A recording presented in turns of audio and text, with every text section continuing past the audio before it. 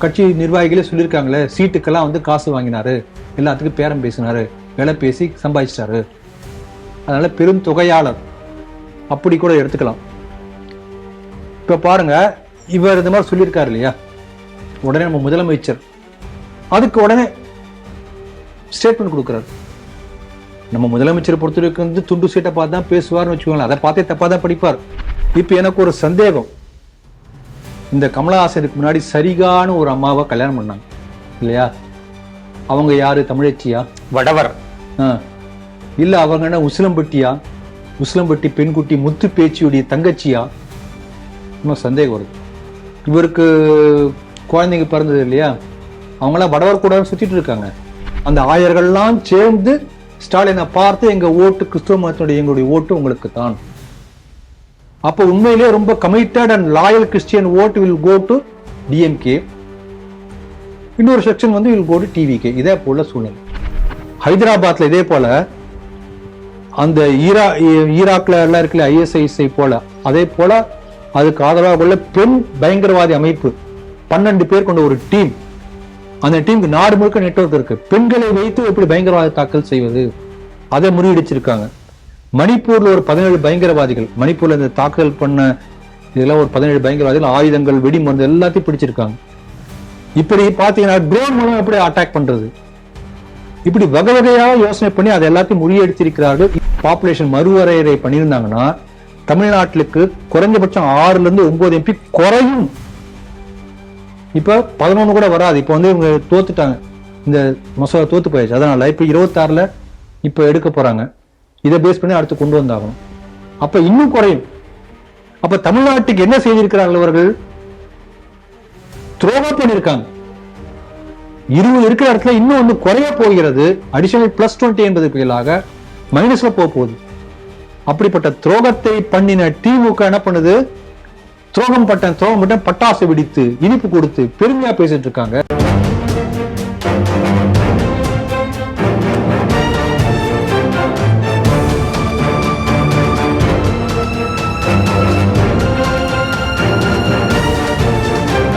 தேசபக்த Sri TV நேயர்களுக்கு வணக்கம். இன்று சிந்திக்க இருக்கக்கூடிய செய்திகள் குறித்து முதலில் பார்க்கலாம். கட்சியில் ஏற்பட்ட அவமானத்தை துடைக்க வருமான வரித்துறை ரைடு என பீலாவிட்ட காங்கிரஸ் தலைவர் செல்வம். வடவர் படையெடுப்பை முறியடிப்போம், கமலஹாசனின் பிரிவினை பேச்சு. சர்ச்சுகளில் திமுகவுக்கு ஆதரவு நோட்டீஸ், ஸ்டாலினுக்கு ஆதரவாக பாதிரிகள், மண்டி போட்டு ஜெபித்த விஜய். ரிமோட் கார் வைத்து நாட்டின் முக்கிய இடங்களை தகர்க்க பயங்கர சதி, டெல்லியில் 4 பயங்கரவாதிகளை கைது செய்த போலீஸ். மகளிர் இடஒதுக்கீடு மசோதா நிறைவேறாததற்கு மன்னிப்பு கேட்கிறேன், மோடி பேச்சு. ஸ்ரீ டிவியின் உண்மை நின்றிட வேண்டும் என்ற உரத்த சிந்தையோடு நான் உங்கள் பாஸ்கரன். இன்றைய செய்திகள் குறித்து சிந்திக்க நம்மோடு அரங்கத்தில் இணைந்திருப்பவர் மூத்த அரசியல் விமர்சகர், சமூக செயற்பாட்டாளர் திரு ராம வெங்கடாத்திரி அவர்களை ஸ்ரீ டிவி நேயர்கள் சார்பாக இனிதே வரவேற்கிறேன். வணக்கம் சார். வணக்கம் பாஸ்கர்.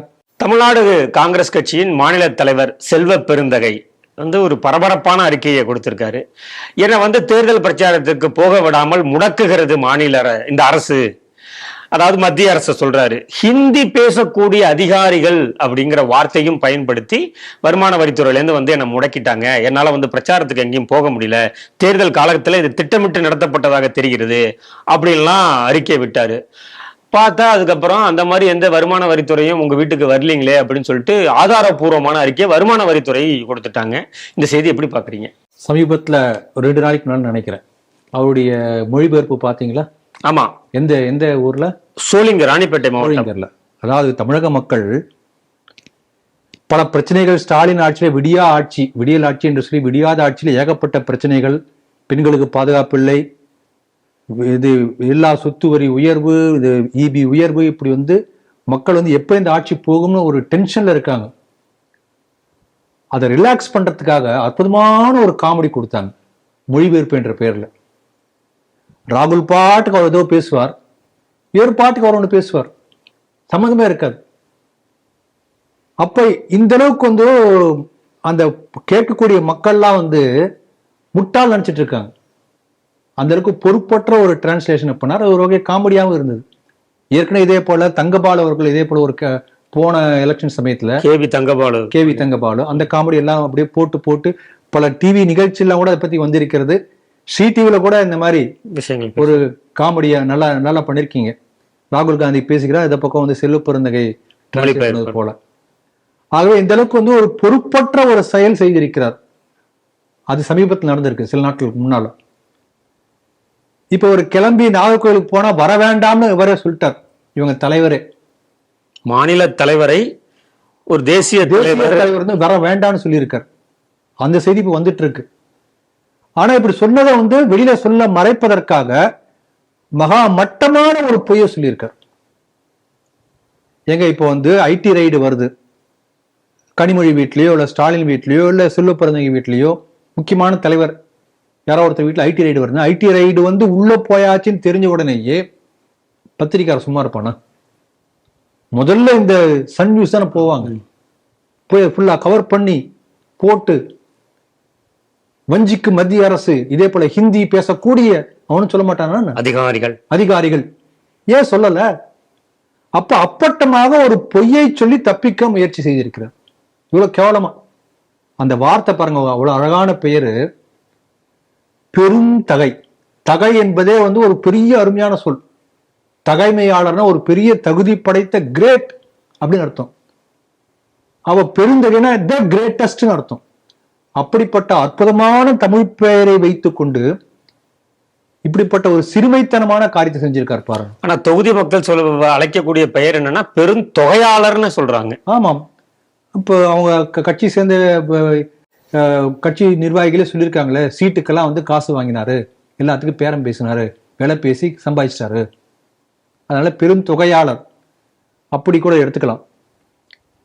இப்ப பாருங்க, இவர் இந்த மாதிரி சொல்லியிருக்காரு இல்லையா, உடனே நம்ம முதலமைச்சர் அதுக்கு உடனே ஸ்டேட்மெண்ட் கொடுக்குறாரு. நம்ம முதலமைச்சரை பொறுத்தவரைக்கும் வந்து துண்டு சீட்டை பார்த்து தான் பேசுவார்னு வச்சுக்கோங்களேன், அதை பார்த்தே தப்பா தான் படிப்பார், அது வேற விஷயம். ஒரு துண்டு சீட்ல யாரோ ஒருத்தர் எழுதி தராருன்னா அந்த எழுதி தரத்தை கூட வெரிஃபை பண்ணாம ஒரு பொய்யா சொல்லக்கூடிய அளவுக்கு ஒரு தகுதியற்ற முதலமைச்சராக நம்முடைய ஸ்டாலின் இருக்கிறார். இப்படியும் பார்க்கலாம் இல்லையா, அவரோடு இருக்கக்கூடிய அதிகாரிகள் அதை வந்து வெரிஃபை பண்ணிக்கிட்டு சிஎம்க்கு ஃபார்வர்ட் பண்ணணுங்கிறத கூட இல்லாமல அதிகாரிகள் இருக்காங்க. அதிகாரிகளை அவர் வச்சிருக்கார், நம்புறார் என்றால் இவருடைய தகமையை என்ன சொல்றது?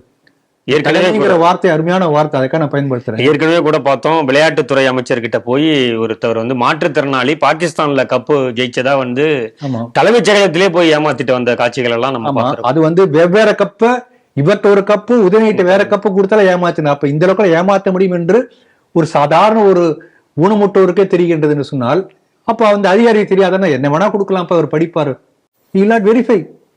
அப்ப இந்த அளவுக்கு பொறுப்பற்ற ஒரு முதலமைச்சர் இருக்கிறார் என்பதையும் இந்த செய்தி மூலம் நம்ம தெரிஞ்சுக்க முடியுது. இது ஒரு பக்கம். அங்க பாருங்க, நாகர்கோயில்ல அவர் போய் மற்ற ஊர்ல பேசாதவர் நாகர்கோயில்ல போய் நம்ம காங்கிரஸ் செல்வாக்கு அதிகம், அங்க போய் என்ன பேசுகிறார்?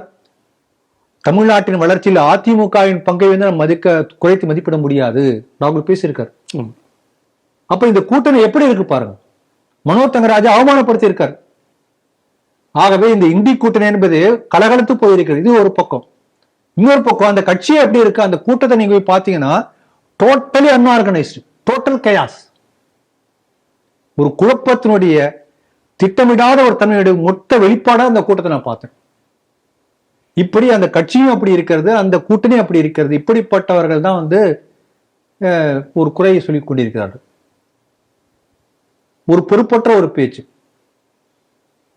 இதெல்லாம் ஒரு பக்கம் பார்க்கிறோம். இன்னொரு பக்கம் என்னன்னா, தமிழ்நாட்டை ஒரு சில தினங்களுக்கு முன்னாடி அண்ணாமலை சொன்னார், பேசும்போது சொன்னாரு, ஸ்டாலின் என்பவர் வந்து ஒரு பொம்மை போல, கீ கொடுக்கக்கூடிய பொம்மை போல, 3 முறை கீ கொடுப்பாங்க அந்த பொம்மைக்கு, ஒரு முறை காலையில் ஒரு கீ கொடுப்பாங்க, உடனே ஒரு பேசும் கிளிப்பிள்ள மாதிரி, மதியம் திருப்பி கீ கொடுத்தோன்னு திருப்பி ஒன்று பேசும், சாயங்காலம், இந்த மாதிரி 3 தடவை அதே ரிப்பீட் ஆகிட்டே இருக்கும். வஞ்சிக்கு மத்திய அரசே அப்படி பேசிட்டு அன்னைக்குள்ள நியூஸ் அப்படியே படிக்கும். டெல்லி எழுத்து போராடி சென்னை வெற்றி பெற்றது, அது ஒரு டாபிக். ஆனா திருப்பி இதேதான். அதை கேட்கக்கூடியவர்களுக்கு ஒரு சென்ஸோடு நீங்க அதை கேட்டுன்னு வச்சோங்களேன், உங்களுக்கு என்ன புரியும்னா, கிட்டத்தட்ட ஸ்டாலினுக்கு ஒரு மனோவியாதி வந்திருக்கின்றது என்று நீங்க முடிவு பண்ணக்கூடிய அளவுக்கு உங்களுக்கு அது தெரியும். அதாவது எல்லாத்தையும் கொண்டு முடிச்சு போடுவார். அதுல ஒரு சென்ஸ் லாஜிக் எதுவுமே இருக்காது. அப்படிப்பட்ட ஸ்டாலினுடைய மனோவியாதி இப்ப அந்த கூட்டணி கட்சியில் இருக்கக்கூடிய பெருந்தகைகளுக்கும் வந்து கொண்டிருக்கிறது. அதைத்தான் நமக்கு இந்த செய்தி மூலம் தெரிவிக்க முடியுது. ஆனால் இவர் சொன்ன அந்த பொய் வந்து எடுபடல. பொதுமக்கள்லாம் பார்த்து சிரிக்க ஆரம்பிச்சிருக்கிறார்கள். இது எப்படி இருக்குன்னா, முதல்ல ஒரு டிரான்ஸ்லேஷன் பண்ண காமெடியை விட இது அதை விட பெரிய காமெடியாக இருக்கின்றது என்று மக்கள் சிரிக்க ஆரம்பிச்சிருக்கிறார்கள். அதான் நெட் ரிசல்ட். தேர்தல் பிரச்சாரம் வந்து எல்லா இடத்துலையும் சூடு பிடிச்சிட்டு இருக்கு. ஸ்டார் கேம்பெயினிங்னு சொல்லிட்டு ஒரு முக்கிய மாணவர்கள்லாம் அங்கங்கே போய் இருக்கக்கூடிய வேட்பாளர்களுக்கு பிரச்சாரம் பண்ணிட்டு இருக்காங்க. கமலஹாசன் அப்படிதான் கோவையில போயிட்டு செந்தில் பாலாஜி அவர்களுக்கு ஆதரவாக வாக்கு சேகரிக்கும் போது வடவர் படையெடுப்பை ஏற்க மாட்டோம் அப்படின்னு பேசியிருக்காரு. இந்த செய்தி எப்படி பாக்குறீங்க? போன செய்தியில் நான் சொன்ன ஸ்டாலினுக்கு இருக்கக்கூடிய அந்த மனோவியாதி பெருந்தகைக்கும் வந்து விட்டது என்று சொன்னேன். இப்ப அந்த கட்சி கூட்டணி உள்ள அத்தனை பேருக்கும் அந்த வியாதி வந்துருச்சுன்னு நினைக்கிறேன். ஆகவே வடவர், அவர் தான் டெல்லி என்று சொல்வதற்குள்ள வடவர் என்று சொல்லியிருக்கிறார். வேறொரு வார்த்தை பிரயோகம் பண்ணியிருக்கார். இப்ப எனக்கு ஒரு சந்தேகம். இந்த கமலஹாசனுக்கு முன்னாடி சரிகான ஒரு அம்மாவை கல்யாணம் பண்ணாங்க இல்லையா? அவங்க யாரு? தமிழச்சியா? வடவர். இல்ல அவங்க என்ன உசிலம்பட்டியா? உசிலம்பட்டி பெண்குட்டி முத்து பேச்சியுடைய தங்கச்சியா? நமக்கு சந்தேகம் வருது. இவருக்கு குழந்தைங்க பிறந்தது இல்லையா?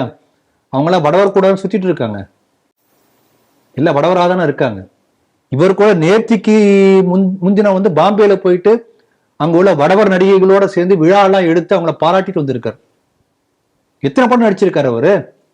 ஏக் துஜே கே லியே, அது என்ன தூய தமிழ் படமா? இப்படி எத்தனை படம் சொல்ல முடியும்? அப்போ ஒரு நடிப்புக்கு வியாபாரத்துக்கெல்லாம் போனா அப்ப வடவர் இருக்கலாம், மனைவியா வடவர் இருக்கலாம், இவர் மகள்கள்லாம் வடவர் கூட சுத்தலாம். இப்ப இவங்க கட்சி போன எலெக்ஷன்ல தேர்தல் பிரச்சாரத்துக்கான வியூகம் அமைத்து கொடுத்தவர் அவர் என்ன வடவரா தமிழரா? பிரசாந்த் கிஷோர் வடவர். வடவர் சரிங்களா? இப்ப இவங்க இந்தி கூட்டணியுடைய அந்த தலைமை பொறுப்புல இருந்து வழிகடத்தக்கூடிய ராகுல் காந்தி தமிழரா? அப்ப அவர் என்ன சொல்ல போறாங்க? வடவரா என்ன? இப்படி கேட்டே போல. இப்ப வடவர் என்று சொன்னால் என்ன அர்த்தம்னா, பொதுவா நார்த் இந்தியான்னு சொல்றாங்க, தமிழ்நாட்டுக்கு வடக்க இருந்தாவே வடவர் தான். சரிங்களா? அதான வடவர்கள். இப்ப வட வேங்கடம் ஆய் குமரி தமிழ் கூறும் நல்லுலகம் சொல்றாங்க. அப்ப வட வேங்கடத்துக்கு வடக்க இருக்கிறத வடவர் தான். சரிங்களா? அப்ப ஓங்கோலிருந்து திருட்டுத்தனமா இங்க வந்து பிழைக்க வந்த கருணாநிதி குடும்பம் முழுக்க வடவர் தானே. அப்ப யார் வடவர்? இப்படி பேச்சு வருது இல்லையா? அதனால இப்படிப்பட்ட அந்த வடவர் என்ற சொல்லை சொல்லி பிரிவினையை ஏற்படுத்தி வாக்கு சேகரித்திருக்கிறார். ஏற்கனவே பார்த்திருக்கிறோம், வந்து பானிபூரி விற்க வரேன், பீடாவாயன், இப்படிலாம் வந்து கிண்டல் பண்ணுவாங்க. இப்ப தேர்தல் பிரச்சாரத்தில் இதே போல வடவர் வடவர் என்று சொல்லி மக்களிடையே பிரிவினைவாதத்தை ஏற்படுத்த முயற்சி செய்கிறார். என்னுடைய கேள்வி என்னன்னா, election commission it is code of conduct பிரகாரம் வந்து தப்பு. தேர்தல் நடத்தை விதிமுறைகளை மீறி இருக்கிறார். ஆகவே இவர் மீது ஏன் தேர்தல் கமிஷன் வழக்கு பதியவில்லை? இதே போல 2 நாட்களுக்கு முன்னாடி ஸ்டாலின் பேசினார், வடக்கு தெற்கு பேசினார், அந்த தொகுதி மறுவரையறை வைத்து இதே போல பிரிவினைவாதம் பேசினார். ஏன் அவர் மீது வழக்கு தொடுக்கல? ஆகவே தேர்தல் கமிஷன் சும்மா வேடிக்கை பார்த்து கொண்டிருக்கிறதா? இது நம்முடைய கேள்வி. அதனால இந்த திமுகவுடைய ஆரம்ப கால வரலாற்றிலிருந்தே இந்த இன்னொருத்தரை பார்த்து எதிர்வினையாற்றி தான் அவங்களுடைய செயல்பாடு இருந்திருக்கிறது. ஆரிய திராவிடம் என்று சொல்லி யாரோ ஆரியன் ஒருத்தபடி ஜிகு ஜிகுன்னு குதிரையில் ஏறி வந்தாங்க, அப்படியே வந்து அங்க விரட்டி விரட்டி அவங்கள தமிழ்நாட்டுக்கு இங்க வந்துட்டாங்க. இங்க தமிழர்கள்லாம் சிந்து சமவெளியில் இருந்தாங்க, அங்க வந்து ஓடி வந்தாங்க, அத்தனை பேரும் அடிச்சு பிடிச்சு ஓடி வந்து இங்க வந்து செட்டில் ஆயிட்டாங்க. அப்படிப்பட்ட அந்த ஆரியர்களை எதிர்த்து போர் புரிஞ்சு நாம் வந்து திமுக கட்சிக்கு வாக்கள் இப்படிதான் பேசியிருக்காரு. இன்னைக்கு கூட திமுக தேர்தல் பரப்புரையில இந்த ஆரியர் எல்லாம் இருக்கிறது. ஆகவே தொடர்ந்து எதிர்வினையாற்றி யாரோ ஒருத்தரை காண்பித்து எதிர் எதிர் எதிர் என்று சொல்லி அப்படித்தான் அவர்கள் ஓட்டுகளை வாங்கி கொண்டிருக்கிறார்களே தவிர, நான் பண்ணேன், நான் இதை சாதிச்சேன், இது டெவலப்மெண்ட், நல்லது பண்ண என்று சொல்லக்கூடியவருக்கு எந்த சாதனையும் அவங்க கிட்ட இல்லை. ஆகவே மடை மாற்றுவதற்காக இந்த வடவர் தென்னவர் ஏதோ ஒன்று ஆரியன் திராவிடன் ஏதோ ஒன்று சொல்லி இவர்கள் பிரச்சாரம் இப்படிதான் போய்கொண்டிருக்கிறது. ஆனால் நிச்சயமாக இது தேர்தல் பரப்புரையில செய்யக்கூடாத ஒரு பிரிவினைவாத பேச்சு. அதனால தேர்தல் கமிஷன் இதற்கான நடவடிக்கை எடுக்குமா என்பதுதான் ஒரு பெரிய கேள்விக்குறி. தேர்தல் விதிமுறைகள் வந்த பிறகு சில நன்னடத்தை விதிகள்னு அவங்க வச்சிருக்காங்க. சில இதை பண்ணணும், சில இதை பண்ணக்கூடாதுன்னு. அப்படி இருக்கும்போது வழிபாட்டு தலங்களில் நின்று அந்த ஆதரவு தேடுவது கூடாது அப்படின்னு தேர்தல் நன்னடத்தை விதிகள்ல இருக்கு. கன்னியாகுமரியில சர்ச்சுக்கு பக்கத்திலே இருந்து ஆயர்கள் பேரவை அப்படின்னு சொல்லிட்டு அதுல அந்த பெயரில் நோட்டீஸ் விநியோகம் செய்து திமுகவுக்கு ஆதரவாக, திமுகவின் கூட்டணி கட்சிகளுக்கு ஆதரவாக அங்க இருக்கக்கூடியவங்க வந்து வாக்கு சேகரிச்சிருக்காங்க. தாவைக்காவினர் இதை தட்டி கேட்டிருக்காங்க. அங்க இருக்கக்கூடிய காவல்துறை அதிகாரிகள், தேர்தல் அதிகாரிகள்லாம் வந்து அந்த நோட்டீஸ் கொடுத்தவரை வந்து கைதும் பண்ணியிருக்கிறதா தகவல் வந்திருக்கு. இது ஒரு செய்தி. இன்னொரு செய்தி வந்து சர்ச்சை சேர்ந்த அந்த அவங்களுக்குன்னு ஒரு சில அமைப்பு இருக்கு இல்லையா, அவர்கள் எல்லாருமா சேர்ந்து முதல்வரை சந்தித்து எங்களுடைய முழு ஆதரவும் உங்களுக்கு தான் அப்படின்னு சொல்லியிருக்காங்க. மறுபுறம் இந்த பக்கம் பார்த்தோம்னா திருச்சி கிழக்கு தொகுதியில் போட்டியிடக்கூடிய ஜோசப் விஜய், நடிகர் ஜோசப் விஜய் வந்து மண்டி போட்டு சர்ச்சுக்குள்ள போயிட்டு மேரி மாதாவை வழிபட்டிருக்கிறார். இந்த செய்தியெல்லாம் எப்படி பாக்குறீங்க? இதே பிரயாக்ராஜ்ல நம்முடைய பிரதமர் மோடி அவர்கள் அவர் ஒரு ஹிந்து மத கடமை ஆற்றுவதற்காக போய் குளிச்சு வரும்போது, திலகம் வைத்து வரும்போது, இல்லை காசில போய் வழிபாடு செய்யும் போது, இந்த மீடியாக்களோ ஜோசப் விஜய் போன்ற ஆட்களோ இல்ல ஸ்டாலின் போன்ற ஆட்களோ அவரெல்லாம் என்ன கிண்டல் பண்ணாங்க. தன்னுடைய மத வழிபாட்டை பண்றாரு, அவர் வேற ஒன்றும் பண்ணல, எலெக்ஷனுக்காகவோ ஓட்டு கேட்கறதுக்காக பண்ணல. ஆனா இங்க என்ன பண்ணிருக்காங்க, கிறிஸ்துவ மதத்தின் மேல் உள்ள ஒரு பெரிய நம்பிக்கை பக்தியின் காரணமாக பண்ணல, ஓட்டுக்காக பண்றான். அப்பட்டமான மதவாத அரசியலை செய்திருக்கிறார்கள். நம்ம போன செய்திகள், போன வருஷம் வந்து இதுக்கு முன்பு நடந்த அசம்பிளிலையும் சரி, இதுக்கு முன்பு நடந்த பாராளுமன்ற தேர்தலையும் சரி, இதே போல செய்திகள் சிந்தனைகள்ல தமிழகத்தில் இருக்கக்கூடிய கிறிஸ்துவ அமைப்புகள்லாம் வெளிப்படையாக நோட்டீஸ் போட்டு எங்களுடைய ஒட்டுமொத்த கிறிஸ்துவ சமுதாயத்தின் ஓட்டு திமுகவுக்கு என்று சொன்னதை பற்றிய செய்திகள் நம்ம பேசியிருக்கோம். இது ஒவ்வொரு எலெக்ஷன் நடந்துட்டு இருக்கு. இப்பதான் முதல் முறையாக ஒரு டிவிஷன், விஜய்க்கா இவங்களா கை காட்டக்கூடியவர்களுக்கா, இது முதல் தடவை. விஜயனுடைய பொதுக்கூட்டத்துக்கு போக கூடாது என்று சர்ச்சில் சொல்லி பல இடங்கள்ல அதை மீறி போய் வந்ததுக்காக சண்டை வந்திருக்கு சர்ச்சில். ஆக இதான் ஒரு சின்ன முதல் முறையா அந்த மாதிரி நடந்திருக்கு. இப்ப என்னன்னா, கிறிஸ்துவ ஓட்டுகள் எல்லாம் பிரிந்து ஒரு பக்கம் இவங்களுடைய சாலிடு ஓட்டா இருந்த கிறிஸ்துவ ஓட்டு பிரிஞ்சு தாவேக்காவுக்கு போனா என்ன பண்றது என்ற பயம் வந்த காரணத்தினால எல்லா இடங்களிலும் கிறிஸ்துவ எல்லாத்தையும் சேர்த்து அந்த ஆயர்கள் சொல்றாங்களா, ஆயர் பேரவைன்னு ஆயர் பேரவை. ஆயர்னா என்ன, இந்த ஆடு மாடு ஓட்டுறவங்க எல்லாம் ஆயர்னு சொல்லுவாங்களா, அப்படிதான் சொல்லுவாங்க தமிழ்ல. அப்ப கிறிஸ்துவர்கள்லாம் செம்மறி ஆட்டு கூட்டங்கள், அந்த ஆட்டு கூட்டங்களை ஓட்டக்கூடிய ஆயர்கள் எடுத்துக்கலாமா என்னன்னு தெரியல, சரி அப்படியே சொல்லுவோம். அந்த ஆயர்கள்லாம் சேர்ந்து ஸ்டாலினை பார்த்து எங்க ஓட்டு கிறிஸ்துவ மதத்தினுடைய எங்களுடைய ஓட்டு உங்களுக்கு தான். அப்போ உண்மையிலேயே ரொம்ப கமிட்டட் அண்ட் லாயல் கிறிஸ்டியன் ஓட்டு வில் கோ டு டிஎம்கே, இன்னொரு செக்ஷன் வந்து வில் கோ டு டிவிகே. இதே போல சூழ்நிலை. ஆனா இந்த மாதிரி செய்யறது மதவாத அரசியல் இல்லையா? அப்ப இப்போ விஜய்க்கு என்ன, நான் வந்து இவனோட நான் வந்து ஒரு வெறி பிடித்த ஒரு தீவிரமான கிறிஸ்துவ என்பதற்காக மட்டியை முண்டி அப்படியே நடந்த முட்டிலேயே நடந்து போறாரு. அப்போ ஒரு பெரிய போட்டி, யார் கிறிஸ்துவ மதத்துக்கு ஆதரவு என்பதற்கான ஒரு பெரிய மத போட்டி. ஆகவே அப்பட்டமான கிறிஸ்துவ மத அரசியல் நடந்திருக்கிறது. இல்ல, ஞாயிற்றுக்கிழமை போய் அவருக்கு அவர் சார்ந்த மதம் சார்ந்த கடவுளை வழிபட்டு இருக்காரு, அவ்வளவுதான். அதையும் அவ்வளவு தீவிரமா பாக்குறீங்க? மதம் சார்ந்த கடவுளை ஏன் இதுக்கு முன்னால வழிபட்டு இருக்காரா? இப்ப நான் அதுதான் முதல்ல ஆரம்பத்திலே சொன்னேன், எலெக்ஷன் சமயத்துல வந்து மோடி போய் பிரயாகராஜில போல, எலெக்ஷன் சமயத்துல இருந்து மோடி போய் காசில போய் விஸ்வநாதரை தரிசிக்கல, நார்மலா போய் தரிசிச்சார். இந்த எலெக்ஷனுக்கு முன்னாடி 6 மாசத்துக்கு முன்னாடி இதே போல மண்டிட்டு அவர் போயிருந்தாருன்னா உண்மையிலே அதே போல பக்தி இருக்குன்னு அர்த்தம். இப்ப அந்த பக்தியெல்லாம் இல்ல, வேஷத்தை என்பதோட ஒரு போட்டி. நான் கிறிஸ்டியன் காண்பித்து அந்த கிறிஸ்துவ ஓட்டை வாங்கணும், அதுக்கான ஒரு போட்டி இது நடந்திருக்கு. அதனால அப்பட்டமான மத அரசியல் போன செய்தியில சொன்னது போலவே தேர்தல் கமிஷன் வேடிக்கை பார்த்து கொண்டு இருக்கிறது. மத ரீதியா மத தலங்கள்ல போய் இந்த மாதிரி பண்ணக்கூடாது.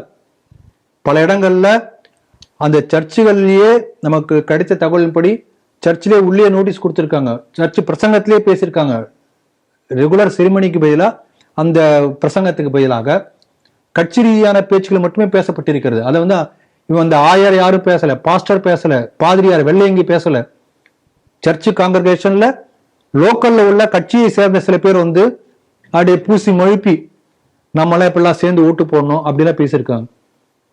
அப்ப போன ஞாயிற்றுக்கிழமை நடந்த எல்லா கூட்டங்களுமே தேர்தல் பிரச்சார கூட்டமாகத்தான் கிட்டத்தட்ட தமிழகத்தில் நடந்திருக்கிறது. இப்பதான் ஒரு வருஷம் நடந்துட்டு இருக்கு. இந்த முறை அது வெளிச்சத்துக்கு தெளிவா வந்திருக்கிறது. ஏன்னா இந்த டிவிஷன் வந்ததுனால. அதனால ஒரு வகையில பார்த்தோம்னா இப்படி ஒரு பிளவு வந்து நல்லதுன்னு நினைக்கிறேன். அட்லீஸ்ட் கொஞ்சம் பேராவது யோசிப்பான் இல்லையா? செம்மறியாட்டு கூட்டம் போல பாதியார கை காட்ட இடத்துல ஓட்டு போட்ட அந்த செம்மறியாட்டு கூட்டம் இப்ப முதல்ல வந்து ரெண்டா பிரிஞ்சு போயிருக்கு. 2 செம்மறியாட்டு கூட்டமா போயிருக்கு. ஒண்ணு வந்து அப்படியே விஜய் விஜய்னு போயிட்டு இருக்கு. அவ்வளவுதான், ஒரு சின்ன வித்தியாசம். அதனால ஜனநாயகமே இல்லையா, பெரிய கேலி கூத்தால இருக்கு. இதுல எங்க ஜனநாயகம் இருக்கு? அதனால இந்த நிலையை மாற வேண்டும் என்று சொன்னால் ஒரு பழமொழி தமிழ சொல்லுவோம், முல்லை முள்ளால் எடுக்க வேண்டும் இல்லைங்களா? முல்லை வேற எப்படி எடுக்க முடியும்? ஹிந்துக்களும் இதே போல ஒட்டுமொத்தமாக வாக்களிக்கக்கூடிய சூழ்நிலை வரும்போது இது மாறும். அப்படிதான் கவுண்டர் பண்ண முடியும், வேற வழி இல்லை. இல்லைன்னா இந்து சில்பி அட் லாஸ்ட் நமக்கு இழக்கூடிய முனையில் நம்ம இருப்போம் இல்லைங்களா? அதனால ஹிந்துக்களும் ஓட்டு போடும்போது ஹிந்துக்களாக தன்னை நினைத்து கொண்டு ஓட்டு போடும். இப்ப ஹிந்துக்கள் வந்து மொட்டை அடிக்கிறான், அழகு குத்துறான். இப்ப கள்ளழகர் நிகழ்ச்சி எத்தனை லட்சக்கணக்கான பேர் போறாங்க சித்திரை திருவிழால, பல கூறுகள் தேர் திருவிழா லட்சக்கணக்கான பேர் போறாங்க. மதுரை மீனாட்சி அம்மன் கோயில், பழனி கோயில், அப்படி லட்சக்கணக்கான பேர் போகக்கூடிய ஹிந்துக்கள் முதல்ல தங்களை ஹிந்துக்கள் என்று உணரணும், ஹிந்துக்களாக வாழணும். இது கூட எல்லாரும் பண்றாங்க.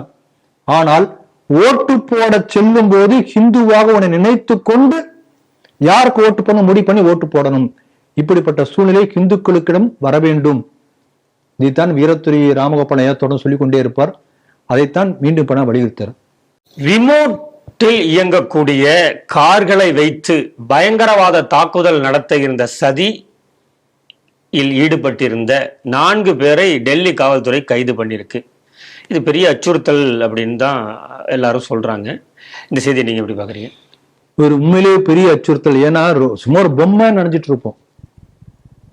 எந்தெந்த வகையான வகையாக யோசனை செய்து பயங்கரவாத தாக்குதலை செய்வதற்கான முயற்சி பண்றாங்க என்பதற்கு உதாரணம் தமிழ்நாட்டில் பாத்தீங்கன்னா இதே போல தங்கமுத்துகிருஷ்ணன் என்பவர் வீட்டுல வந்து பார்சல் பிரிச்ச உடனே வெடிகுண்டு. இப்படி வகை எத்தனை வகை பாருங்க. மனித வெடிகுண்டு, சிலிண்டர் வெடிகுண்டு, கார் வெடிகுண்டு. கோயம்புத்தூர்ல அந்த பாம்பு பிளாஸ்ட் சமயத்துல வந்து ஒரு கார் முழுக்க வந்து வெடிகுண்டு நிரப்பி வச்சிருந்த நல்ல வேலையா அதை செயலிழக்க பண்ணாங்க, கண்டுபிடிச்சு. இல்லாட்டி ஆர்எஸ்புரம் முழுக்க ஒண்ணுமே எல்லாம் போயிருக்கும். இப்படி வகை வகையா யோசனை பண்றாங்க. இப்ப பாருங்க, இந்த சமீபத்துல ஒரு மாதத்துக்குள்ளாக நம்முடைய நாட்டிலே நடந்த இந்த மாதிரி பயங்கரவாத செயல்கள் பலவற்றை கிட்டத்தட்ட நாம் 7 நோட் பண்ணிட்டு வந்திருக்கேன். முறியடித்திருக்கிறார்கள் நம்முடைய என்ஐஏ மற்றும் மற்ற அமைப்புகள்லாம் சேர்ந்து. என்ஐஏ மெயின் முக்கியமான ரோல். அயோத்தியாவில் உள்ள கோயில்கள் எல்லாவற்றையும் அட்டாக் பண்ணுவதற்காக ஒரு பெரிய முயற்சி பண்ணியிருக்காங்க. அது முறியடிக்கப்பட்டிருக்கிறது. இது ஒரு வாரத்துக்கு முன்னாடி உத்தரப்பிரதேசத்துல. அதே போல மும்பையில ஒரு பெரிய ஹவாலா டெரர். அந்த ஹவாலா டெரர் என்ன பண்றா, ஹவாலா மணி மட்டும் இல்ல, இங்கிருந்து துபாய்க்கோ இல்ல கத்தாருக்கோ யாரோ ஒருத்தர் வந்து ஒரு முஸ்லீம் ஒருத்தர் வேலைக்கு போவதாக அவங்க அனுப்புவாங்க. அவர் வேலைக்கு போக மாட்டார். He'll be for a terror operation. அங்கிருந்து பணம் வரும் டெரர் ஆபரேஷனுக்காக. இப்படி ஒரு பெரிய ரேக்கெட் செயல்பட்டு இருக்கு. அதை வந்து மும்பைல வந்து அதை முறியடிச்சிருக்காங்க கண்டுபிடித்து. இதோட இன்னொருத்தர் என்னன்னா, சிசிடிவி கேமரா, சோலார் மூலமா இயங்கக்கூடிய சிசிடிவி கேமரா வந்து ராணுவ முகாமுக்கு பக்கத்துல வச்சிருக்கான்.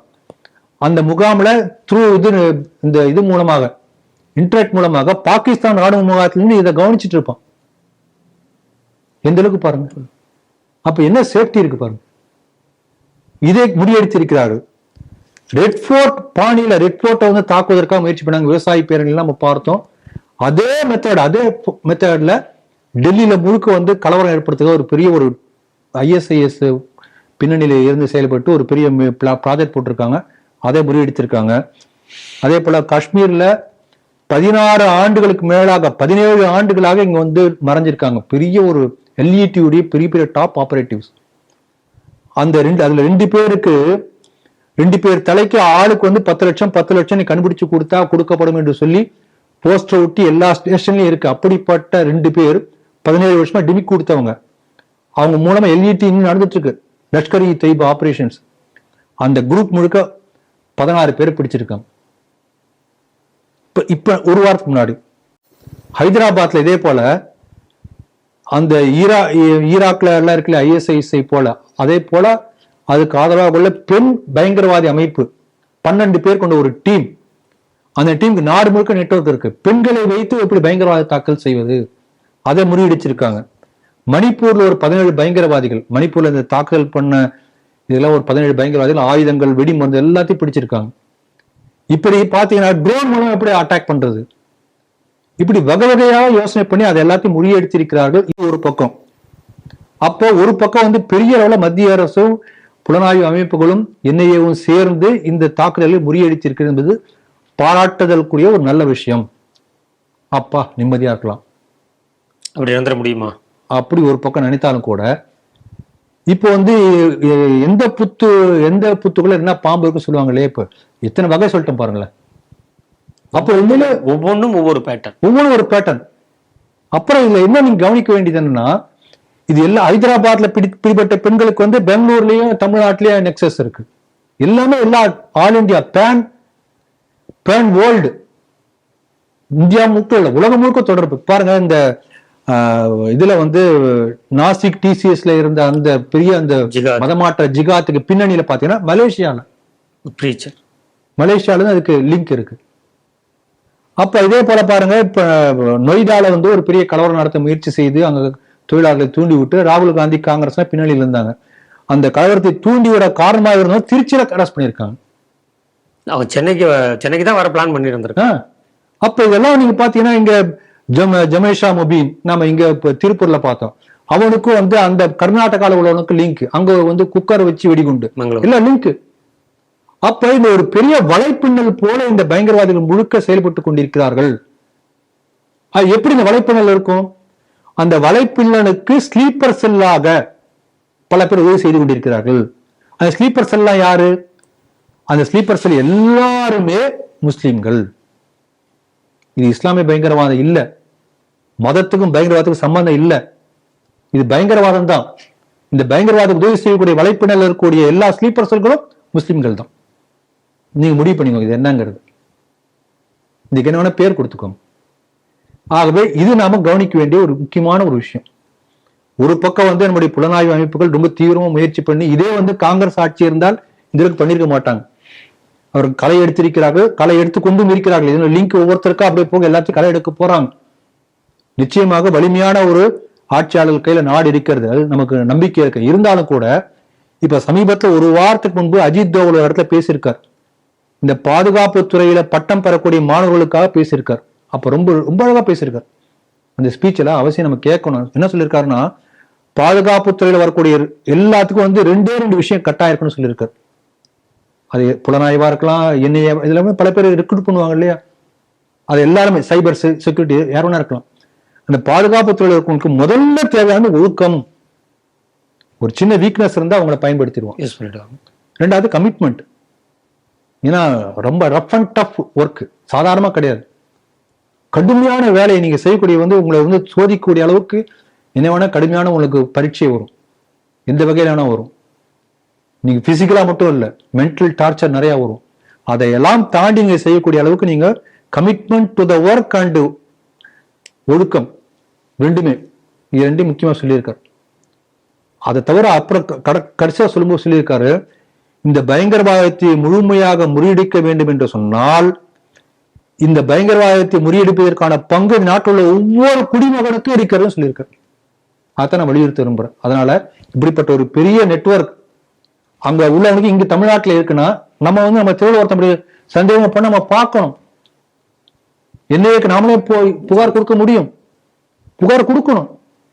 குறைந்தபட்சம் பேஸ்புக்லயாவது போடணும். அதை 4 பேர் பார்த்து யாருக்கோ சொல்லுவோம். ஆகவே அந்த விழிப்புணர்வோடு நாமும் செயல்பட வேண்டும். அப்படி செயல்பட்டால்தான் பயங்கரவாதத்தை முறியடிக்க முடியும். இல்லாட்டி அடுத்த வருங்காலம் நம்ம கையிலே இல்லை. இந்த மாதிரி செயல்பட எல்லாம் சேர்ந்து பண்ணணும். ரயில் மாதிரிதான், ஒரு பக்கம் அரசு இயந்திரங்கள், புலனாய்வு அமைப்புகள், அதெல்லாம் அந்த ஏஜென்சி முழுக்க ஒர்க்கம் பண்ணணும். மக்களும் சேர்ந்து அதோட பயணித்து ஒத்துழைத்தால் மட்டும்தான் இந்த பயங்கரவாதத்தை களை எடுக்க முடியும். ஏன்னா 70 ஆண்டு கால காங்கிரஸ் ஆட்சியில அந்த அளவுக்கு எல்லாமே ஊடுருவி போயிருக்கிறது. அது பெரிய ப்ராசஸ். அதனால அப்படிப்பட்ட பொறுப்பு நம் ஒவ்வொருத்தருக்கும் இருக்கின்றது என்று சொல்லி இந்த செய்தியை நிறைவு செய்யறோம். நிறைவு செய்தியாக, மகளிர் மசோதா நிறைவேறாததற்கு பாரத பிரதமர் அவர்கள் மக்களிடையே தோன்றி அவர் மன்னிப்பு கேட்டிருக்காரு. நான் எவ்வளவோ முயற்சி செய்தேன், என்னால் இது வந்து நிறைவேற்ற முடியல, ஆனாலும் இதற்கான போராட்டம் தொடரும் அப்படிங்கிற உத்தரவாதத்தையும் நாட்டு மக்களுக்கு அவர் கொடுத்திருக்காரு. இந்த செய்தியை நீங்க எப்படி பாக்குறீங்க? இவன் தாய மனுஷன் அப்படி சொல்லுவாங்க இல்லையா, அப்படிப்பட்ட சொல்லுக்கு உதாரணமாக நம்முடைய பாரத பிரதமர் செயல்பட்டு இருக்கிறார். தகைமையாளர், பெருந்தகை இவர் தான். அந்த வார்த்தைக்கு பொருத்தமான ஆள் இவள் தான். இது வந்து ஒரு பெரிய வெற்றியாக நினைத்து எல்லாம் வெற்றியாக கொண்டாட வேண்டும் என்று சொல்லி சில பேர்லாம் பேசினாங்க. பட்டாசு வெடித்தார்கள், இனிப்பு வழங்கினார்கள். அதனால அப்படி வழங்கிய எல்லாரையும் நீங்க ஞாபகத்தில் வச்சுக்கோங்க. பாரத பிரதமர் மோடி ஒரு பக்கம் வச்சுக்கோங்க. இவங்க ரெண்டு பேருக்கு சேர்த்து ஒரே ஒரு திருக்குறளை 2000 வருஷத்துக்கு முன்னாடி திருவள்ளுவர் எழுதிட்டு போயிட்டார். அந்த குறளை தான் இப்ப நான் சொல்ல போறேன். பணியுமாம் என்றும் பெருமை, சிறுமை அணியுமாம் தன்னை வியந்து. அவ்வளவுதான். ஆகவே அப்படிப்பட்ட ஒரு பெரிய பொறுப்பில் வந்து ஒரு பெரும் தகைமையாளர் நம்ம நாட்டிலே நமக்கு வாய்க்கப்பட்டிருக்கிறோம். அதுதான் நான் சொல்ல நினைக்கிறது. இப்ப பாருங்க, இதுல வந்து இவங்கெல்லாம் முக்கியமா எதிர்த்ததுக்கு ஒரு 2 காரணம். ஒண்ணு மகளிர் மசோதா, இன்னொன்னு தொகுதி மறுவரையறை, டீலிமிட்டேஷன். இப்ப அவர் என்ன சொல்றாரு, எல்லாருக்கும் வந்து 50% கோட்டால நம்ம வந்து மறுவரையை பண்றேன். அப்படி வரையறை செய்யும் போது நமக்கு 20 MP எக்ஸ்ட்ரா வராங்களா? ஆமா, 20 MP 59 கிடைக்கும். 59 39 இருக்காங்க. இப்ப அந்த சட்டத்தை பாஸ் பண்ணி தான் நமக்கு 20 எக்ஸ்ட்ரா கிடைச்சிருப்பாங்க. ஆமா. இந்த தொகுதி மறுவரையறை என்பது செய்யப்பட வேண்டிய, கட்டாயம் செய்யப்பட வேண்டிய. ஏன்னா முதல் 47, 52 வந்து குடியரசு தினம் வந்த பிறகு இருந்த எம்பிக்கள் எண்ணிக்கை வேற. அதன் பிறகு செகண்ட் முறை டீலிமிட்டேஷன் வந்தது. அப்ப திருப்பி மாத்தினாங்க. திருப்பி தேர்டு வந்தது. இப்ப நம்ம அப்படியே அதன் பிறகு என்ன சொன்னாங்கன்னா, ஒவ்வொரு 25 இயர்ஸ்க்கு ஒரு தடவை பாப்புலேஷன் பேஸ் பண்ணி திருப்பி வந்து ரீடிஃபைன் பண்ணணும். சரியான முறை தான் அது. அப்ப நீங்க என்ன பண்ணணும், அதுல தெளிவா இருக்கிறது, பாப்புலேஷன் பேஸ் பண்ணி ரீடிஃபைன் பண்ணணும். இப்ப மோடி அவர்கள் என்ன சொன்னாங்க, பாப்புலேஷன் பேஸ் பண்ணி இல்ல, நான் வந்து 50% ஃபார் ஆல் ஸ்டேட்ஸ் இன்க்ரீஸ் பண்ற கோட்டா, அவ்வளவுதான். அப்ப அடுத்த 25 வருஷத்துக்கு பாப்புலேஷன் பத்தி யாரும் பேச மாட்டாங்க. தமிழ்நாட்டுக்கு 20 MP கூட கிடைச்சிருக்கும். சப்போஸ் இவங்க சொல்லபடி 2011 ஸ்டாட்டிஸ்டிக்ஸ் பிரகாரம் பாப்புலேஷன் மறுவரையறை பண்ணியிருந்தாங்கன்னா தமிழ்நாட்டுக்கு குறைஞ்சபட்சம் 6ல இருந்து 9 MP குறையும். இப்ப 11 கூட வராது. இப்ப வந்து இவங்க தோத்துட்டாங்க, இந்த மசோதா தோத்து போயாச்சு. அதனால இப்ப 26ல இப்ப எடுக்க போறாங்க. இதை பேஸ் பண்ணி அடுத்து கொண்டு வந்தாகணும். அப்ப இன்னும் குறையும்.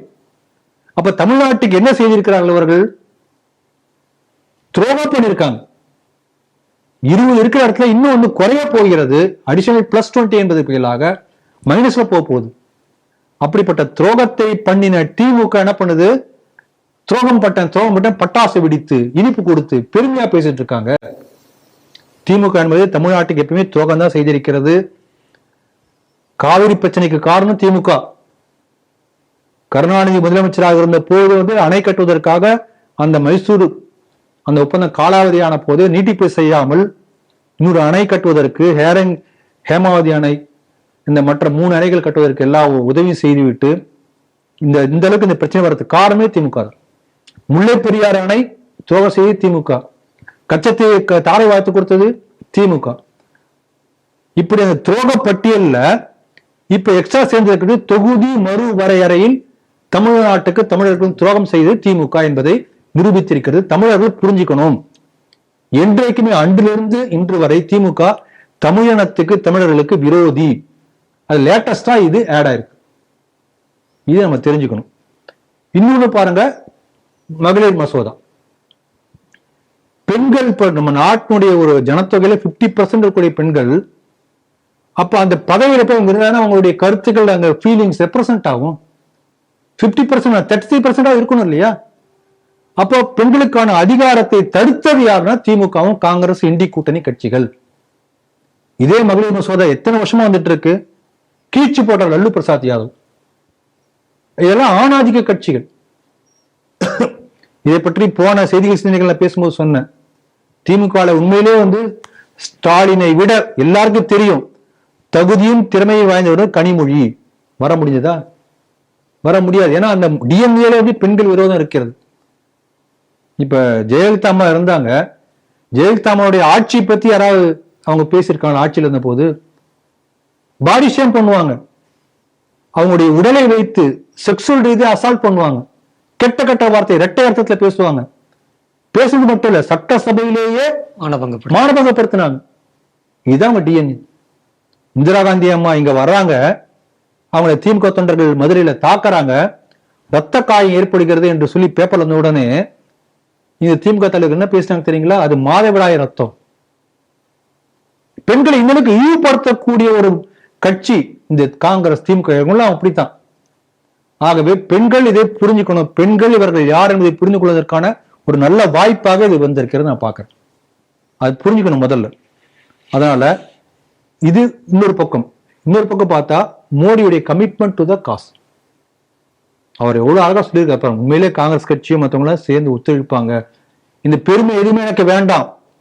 காங்கிரஸ் சொன்னார், பெருமை நீயே வச்சுக்கோன்னு சொன்னார். I don't want credit. பெண்கள் முன்னேறினா போதும் சொல்றாரு இல்லையா? அப்ப அந்த அளவுக்கு சொல்லும் போது செஞ்சா என்ன? அப்ப நீ செய்ய தயாரா இல்ல. உண்மையிலே உனக்கு பெண்கள் மேல அக்கறை தான் பண்ணிருக்கணும் இல்லையா? ஏன் பண்ணல? மோடி அவர்கள் ஆட்சிக்கு வந்த பிறகுதான் ஜெட் ஃபைட்டர்ல வந்து பைலட் முதலாக பெண்களுக்கு அந்த பதவியை அந்த இதை போஸ்ட கொடுத்தே மோடி அவர்கள் தான். நம்முடைய சுதந்திர தினத்துல ரிப்பப்ளிக் டே பேரட் நடக்கும் போது அதை அணி முன்னால வகுத்து செய்யக்கூடிய தலைமை பொறுப்புக்கு பெண்களை கொடுத்தவர் தான் இல்லைங்களா? இன்னைக்கு உலகமே வேந்து பார்க்கக்கூடிய ஆபரேஷன் சிந்தூர் அதை நடந்து முடிஞ்ச பிறகு அதை பத்தி 2 பெண்கள் தான் கொடுத்தாங்க. அப்ப பெண்களுக்கு நாரி சக்தி என்று சொல்லி பெண்களுக்கு உயரிய அந்த இடத்தை அந்தஸ்தை கொடுத்தது மோடி, பாஜக. மறுக்கவே முடியாது. ஆகவே he is committed to the cause. அவருடைய கமிட்மெண்ட் தெரிகிறது, இவர்கள் நான் கமிட்மெண்ட் தெரிகிறது. அதனாலதான் சொன்ன, பணியுமாம் என்றும் பெருமை சிறுமை அணியுமாம் தன்னை வியந்து. இன்றைய 5 செய்திகள் குறித்து சிந்தித்து தனது கருத்துக்களை நம்மோடு பகிர்ந்து கொண்ட மூத்த அரசியல் விமர்சகர் திரு ராம வெங்கடாத்திரி அவர்களுக்கு ஸ்ரீ டிவி நேயர்கள் சார்பாக நன்றிகளை தெரிவித்துக் கொள்கிறேன். நன்றி சார். ஜெய் ஹிந்த், ஜெய் ஸ்ரீராம், வந்தே மாதரம்.